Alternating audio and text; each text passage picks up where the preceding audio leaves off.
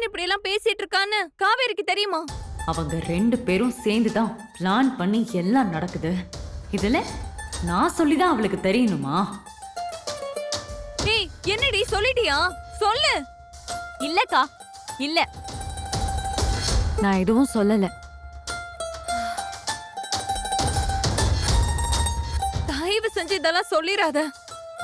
காவேரியால இதெல்லாம் தாங்கிக்கவே முடியாது. கோவத்துல நிவின உண்டலன்னு ஆக்கிடுவா. அப்புறம் அதுவே பெரிய பிரச்சனை ஆயிடும். விஜய் காதுக்கெல்லாம் போச்சுன்னா தப்பாயிடும்டி. இத யார்கிட்டயும் சொல்லாத, சொல்லிட்டேன். சரி, நிவின் இப்படி பேசினதுக்கு நீ ஏன் காவேரி மேல கோச்சுக்கிற? இவன் இப்படி எல்லாம் பேசிட்டு இருக்கிறதுக்கு காவேரி என்னடி பண்ணுவா? நீ எதுக்கு அவகிட்ட கோவத்தை காட்டுற?